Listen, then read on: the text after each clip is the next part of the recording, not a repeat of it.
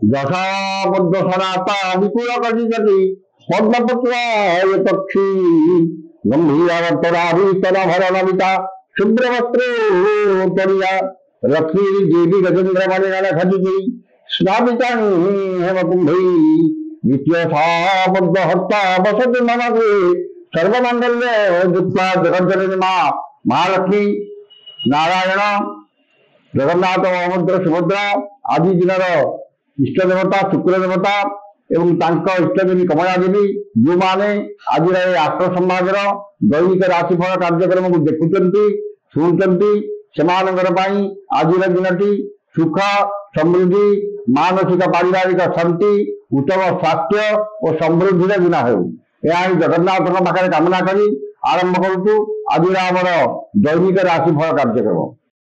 আজি জুলাই 26 তারিখ কর্কট মাস 11 দিন শ্রাবণ মাস কৃষ্ণপক্ষ ষষ্ঠী শুক্রবার।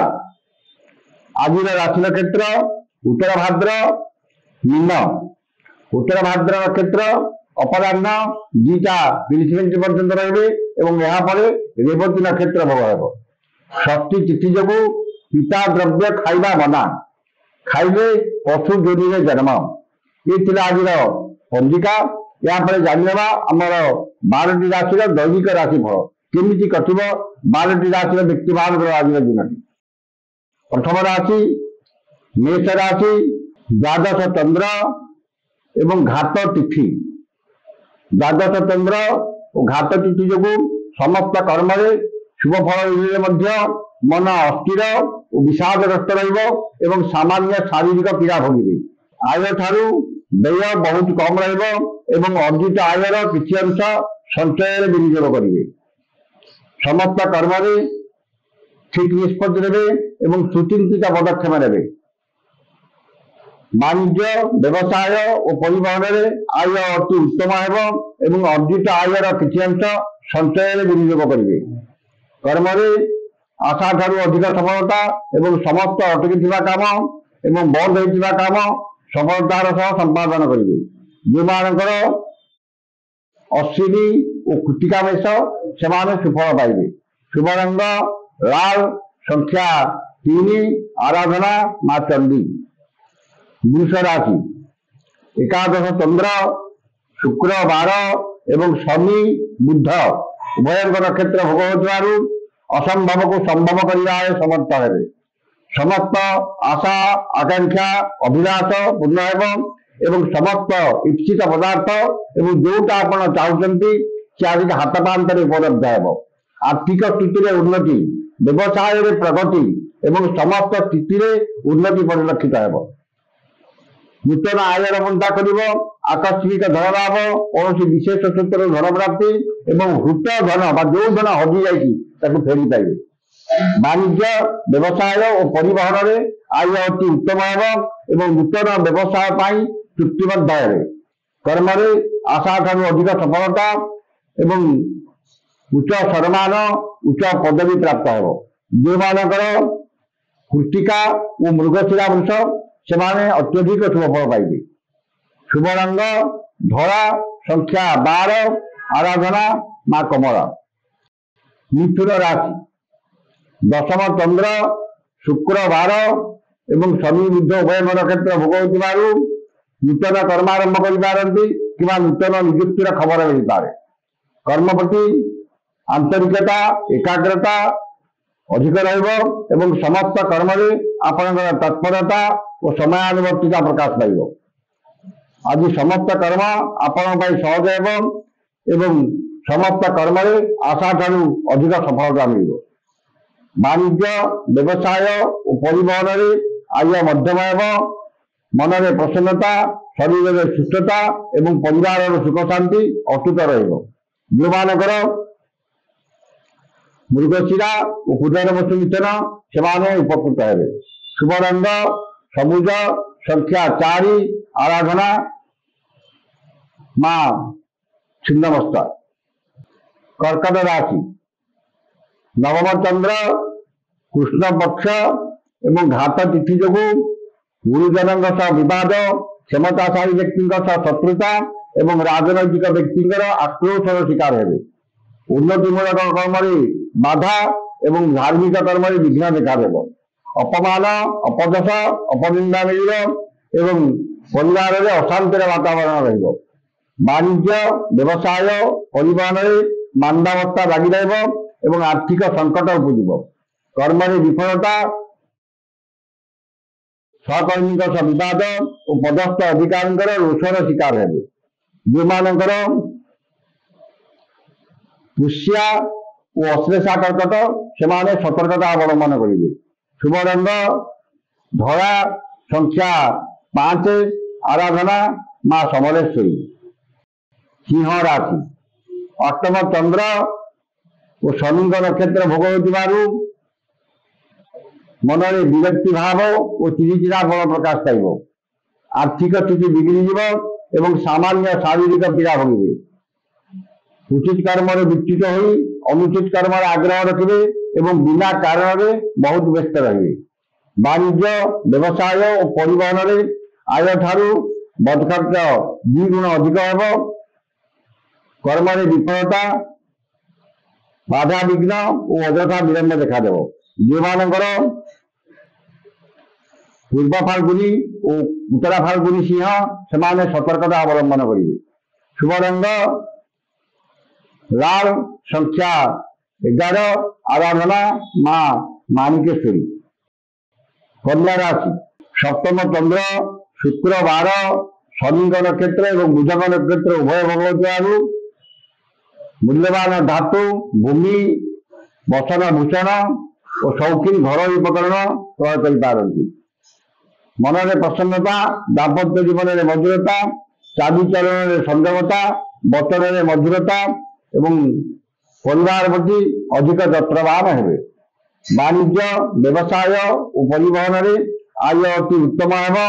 କର୍ମରେ ସଫଳତା, ସମ୍ମାନ ଓ ସହକର୍ମୀଙ୍କର ସହଯୋଗ ମିଳିବ। ଯେଉଁମାନଙ୍କର ଉତ୍ତରା ଫାଲ୍ଗୁନୀ ଓ ଚିତ୍ରା କନ୍ୟା, ସେମାନେ ଉପକୃତ ହେବେ। ତୁଳା ରାଶି, ଷଷ୍ଠ ଚନ୍ଦ୍ର, ଶୁକ୍ର 12, ଶନି, ବୁଧ ଉଭୟଙ୍କ ନକ୍ଷତ୍ର ଭୋଗ ହେଉଥିବାରୁ ଧନ, ସମ୍ପଦ, ପ୍ରାଚୁର୍ଯ୍ୟ, ପ୍ରତିପତ୍ତି ବୃଦ୍ଧି ପାଇବ ଏବଂ ରୋଗ, ଋଣ, ଦୁଃଖ, କ୍ଲେଶ, ଶୋକ ଅବସାଦରୁ ମୁକ୍ତ ହେବେ। ସମସ୍ତ କର୍ମରେ ଆଶାଠାରୁ ଅଧିକ ସଫଳତା ଏବଂ ସମସ୍ତ କର୍ମର ଏବଂ କର୍ମସ୍ଥାନର ସମସ୍ତ ବାଧା, ବିଘ୍ନ ଓ ପ୍ରତିବନ୍ଧକ ଦୂର ହେବ। ମନରେ ପ୍ରସନ୍ନତା, ପରିବାରରେ ସୁଖ ଶାନ୍ତି ଏବଂ ଦେହ ମନ ସୁସ୍ଥ ରହିବ। ବାଣିଜ୍ୟ, ବ୍ୟବସାୟ ଓ ପରିବହନରେ ଆୟ ଅତି ଉତ୍ତମ ହେବ ଏବଂ ନୂତନ ବ୍ୟବସାୟର ସୁଯୋଗ ଜୁଟିବ। ଯେଉଁମାନଙ୍କର ଚିତ୍ରା ଓ ବିଶାଖା ତୁଳା, ସେମାନେ ଅତ୍ୟଧିକ ଶୁଭଫଳ ପାଇବେ। ଶୁଭ ରଙ୍ଗ ନୀଳ, ସଂଖ୍ୟା 2, ଆରାଧନା ମା କମଳା। ବିଛା ରାଶି, ପଞ୍ଚମ ଚନ୍ଦ୍ର, ଘାତ 12 ଓ ଶନି ବୁଧ ଉଭୟଙ୍କ ନକ୍ଷତ୍ର ଭୋଗ ହେଉଥିବାରୁ ମାନ ସମ୍ମାନ ହାନି, ମାନସିକ ଦୁଶ୍ଚିନ୍ତା, ପରିବାରରେ ମତାନ୍ତର ଏବଂ ଇତର ଜନଠାରୁ ଅପମାନ ପାଇବେ। ସନ୍ତାନମାନେ ବିଶୃଙ୍ଖଳିତ ହେବେ ଏବଂ ତାଙ୍କ କର୍ମକୁ ନେଇକି ବିପତ୍ତିରେ ପଡ଼ିବେ। ପିତାମାତାଙ୍କ ସ୍ୱାସ୍ଥ୍ୟଗତ ସମସ୍ୟା କିମ୍ବା ତାଙ୍କ ସହ ମତଭେଦ କିମ୍ବା ତାଙ୍କର ପୈତୃକ ସମ୍ପତ୍ତିକୁ ନେଇ ବିବାଦ ଦେଖାଯାଇପାରେ। ବାଣିଜ୍ୟ, ବ୍ୟବସାୟ, ପରିବହନରେ ଆୟ ସ୍ୱଳ୍ପ ହେବ ଏବଂ ଅଯଥା ଖର୍ଚ୍ଚ କିଛି ଅଧିକା ହେବ। କର୍ମରେ ବିଫଳତା ଓ ସହକର୍ମୀଙ୍କର ଉପହାସର ପାତ୍ର ହେବେ। ଯେଉଁମାନଙ୍କର ଅନୁରାଧା ଓ ଜ୍ୟେଷ୍ଠା ବିଚ୍ଛା, ସେମାନେ ସତର୍କତା ଅବଲମ୍ବନ କରିବେ। ଶୁଭ ରଙ୍ଗ ହଳଦିଆ, ସଂଖ୍ୟା 3, ଆରାଧନା ମା ବଗଳାମୁଖୀ। ଧନୁ ରାଶି, ଘାତ ଚନ୍ଦ୍ର, ଘାତ 12, ଶନି ବୁଧ ଉଭୟଙ୍କ ନକ୍ଷତ୍ର ଭୋଗ ହେଉଥିବାରୁ ବାଦ, ବିବାଦ, ସ୍ୱାସ୍ଥ୍ୟ, ଆର୍ଥିକ କାରବାର, ସ୍ୱଜନ, ପରିଜନ, ବନ୍ଧୁ ବାନ୍ଧବ, ସହକର୍ମୀ, ସହଯୋଗୀଙ୍କ ସହ କଥାବାର୍ତ୍ତା, ଉପରିସ୍ଥ କର୍ମଚାରୀଙ୍କ ସହ କଥାବାର୍ତ୍ତା, କ୍ଷମତାଶାଳୀ ବ୍ୟକ୍ତିଙ୍କ ସହ ଚଳିଲା ବେଳେ ବା କଥାବାର୍ତ୍ତା ବେଳେ ସତର୍କତା ଅବଲମ୍ବନ କରିବେ।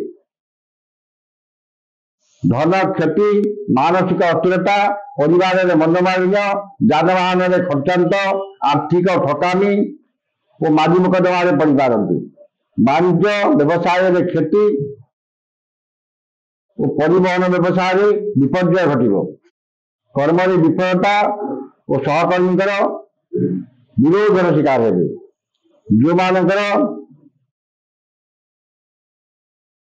ପୂର୍ବ ସାରା ଉତ୍ତର ସାରା ଧନୁ, ସେମାନେ ସତର୍କତା ଅବଲମ୍ବନ କରିବେ। ମକର ରାଶି, ତୃତୀୟ ଚନ୍ଦ୍ର, ଶୁକ୍ର, ବାର ଏବଂ ଶନି, ବୁଧ ଉଭୟଙ୍କର କ୍ଷେତ୍ର ଭୋଗ ହେଉଥିବାରୁ ମନରେ ଉତ୍ସାହ ଉଦ୍ଦୀପନା, ପରିବାରରେ ସୁଖ ଶାନ୍ତି, ସ୍ୱଜନ ପରିଜନ, ବନ୍ଧୁ ବାନ୍ଧବ, ସହକର୍ମୀ ସହଯୋଗୀ, ଭାତୃ ଭଗ୍ନୀଙ୍କ ସାହାଯ୍ୟ ସହଯୋଗ ମିଳିବ ଏବଂ ତାଙ୍କ ସହ ସମ୍ପର୍କ ନିବିଡ଼ ହେବ। ନୂତନ କର୍ମ ଆରମ୍ଭ କରିପାରନ୍ତି କିମ୍ବା ନୂତନ ନିଯୁକ୍ତି ମିଳିପାରେ।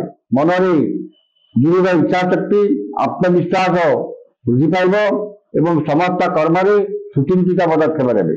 ବାଣିଜ୍ୟ ବ୍ୟବସାୟ ଓ ପରିବହନରେ ଆୟ ଅତି ଉତ୍ତମ ହେବ। କର୍ମରେ ଆଶା ଠାରୁ ଅଧିକ ସଫଳତା ଓ ସମ୍ମାନ ମିଳିବ। ଯେଉଁମାନଙ୍କର ଶ୍ରବଣା ଓ ଧନିଷ୍ଠା ମକର, ସେମାନେ ସୁଫଳ ପାଇବେ। ଶୁଭ ରଙ୍ଗ ବାଇଗଣୀ, ସଂଖ୍ୟା 6, ଆରାଧନା ମା ଦୁର୍ଗା। କୁମ୍ଭ ରାଶି, ଦ୍ୱିତୀୟ ଚନ୍ଦ୍ର ଯୋଗୁଁ ମନରେ ଦୁଶ୍ଚିନ୍ତା, ଦୁର୍ଭାବନା ଓ ହତୋତ୍ସାହ ଭାବ ପ୍ରକାଶ ପାଇବ। ଆର୍ଥିକ କ୍ଷତି ଓ ଆର୍ଥିକ ଠକାମିରେ ପଡ଼ିପାରନ୍ତି। ଅନ୍ୟକୁ ଦେଇଥିବା ଧନ ପାଇବାରେ ବିଫଳ ହେବେ ଏବଂ ଅନ୍ୟଠାରୁ ଆଣିଥିବା ଧନ ଫେରାଇବାରେ ଅସମର୍ଥ ହେବେ। ବାଣିଜ୍ୟ ବ୍ୟବସାୟ ଓ ପରିବହନରେ କ୍ଷତି ପହଞ୍ଚିବ। କର୍ମରେ ବିଫଳତା ଓ କର୍ମ ପ୍ରତି ଅନାଗ୍ରହ ଭାବ ପ୍ରକାଶ ପାଇବ। ଯେଉଁମାନଙ୍କର ଶତନିଚ୍ଛା କୁମ୍ଭ, ସେମାନେ ସତର୍କତା ଅବଲମ୍ବନ କରିବେ। ଶୁଭ ରଙ୍ଗ ମାଟିଆ, ସଂଖ୍ୟା 11, ଆରାଧନା ମା କାଳୀ। ମୀନ ରାଶି, ଶ୍ରୀଚନ୍ଦ୍ର ଓ ଘାତ ବାର ଯୋଗୁଁ ଘାତ ବାରର ପ୍ରଭାବ ବିଶେଷ ରହିବ ନାହିଁ। ସ୍ୱଜନ ପରିଜନ, ବନ୍ଧୁ ବାନ୍ଧବ, ସହକର୍ମୀ ସହଯୋଗୀଙ୍କର ସହ ସମ୍ପର୍କ ନିବିଡ଼ ହେବ ଏବଂ ଆମୋଦ ପ୍ରମୋଦ ମଉଜ ମଜଲିସରେ ଅଧିକ ଆଗ୍ରହ ରହିବ। ପରିବାର ପ୍ରତି ଅଧିକ ଯତ୍ନବାନ ହେବେ ଏବଂ ସମସ୍ତଙ୍କର ଶ୍ରଦ୍ଧାର ପାତ୍ର ହେବେ। ବାଣିଜ୍ୟ ବ୍ୟବସାୟ ଓ ପରିବହନରେ ଆୟ ଅତି ଉତ୍ତମ ହେବ। କର୍ମରେ ଆଶା ଠାରୁ ଅଧିକ ସଫଳତା ଓ ସମ୍ମାନ ମିଳିବ। ଯେଉଁମାନଙ୍କର ପୂର୍ବ ଭାଦ୍ର ମୀନ, ସେମାନେ ଉପକୃତ ହେବେ। ଶୁଭ ରଙ୍ଗ ଲାଲ, ସଂଖ୍ୟା 2, ଆରାଧନା ଜଗଜ୍ଜନନୀ ମା ତାରା। ଇଏ ଥିଲା ଆଜିର 12ଟି ରାଶିର ଦୈନିକ ରାଶିଫଳ। ସମସ୍ତ ରାଶିର ବ୍ୟକ୍ତିମାନେ ଦିନଟି ଶୁଭ ହେବା ପାଇଁ ଏହି ମନ୍ତ୍ରଟିକି ଋଷାଦି କରି ପାଠ କରନ୍ତୁ। ନିଶ୍ଚିତ ଭାବରେ ଦିନଟି ଆପଣଙ୍କର ଶୁଭ ଏବଂ ମଙ୍ଗଳମୟ ହେବ। ନକ୍ଷତ୍ରୀ ଶୁକ୍ର ମହାମନ୍ତ୍ରଶ୍ଚ ଭରଦ୍ୱାଜ ଋଷି ଅନୁଷ୍ଠୁପ ଛନ୍ଦଃ ଅଦ୍ୟ ଦିବସ ଦିବସାଧିପତି ଶୁକ୍ର ମହାଦେବ ଦେବତା ସୁକ୍ତେ ଶୁକ୍ର ମହାଦେବ ଦେବତା ମନ୍ତ୍ର 178 ସଂଖ୍ୟକ ମନ୍ତ୍ର ଜପେ ବିନିଯୋଗ। ଏ ମନ୍ତ୍ରଟିକି ଥରେ ପଢ଼ିବେ। ଓମ୍ ହ୍ରୀଂ ଶ୍ରୀଂ ଶୁକ୍ରାୟ ନମଃ। ଏହି ମନ୍ତ୍ରଟିକି ସକାଳେ 108 ଓ ସନ୍ଧ୍ୟାରେ 108 ପାଠ କରନ୍ତୁ। ନିଶ୍ଚିତ ଭାବରେ ଆଜିର ଦିନଟି ଆପଣଙ୍କ ପାଇଁ ଶୁଭ ଏବଂ ମଙ୍ଗଳମୟ ହେବ। ଆଜି ତ ସମୟ ସରିଯାଇଛି। ଆସନ୍ତାକାଲି ଦେଖା ହେବ ଠିକ୍ ଏହି ସମୟରେ। ବିଦାୟ ଦିଅନ୍ତୁ। ଜୟ ଜଗନ୍ନାଥ।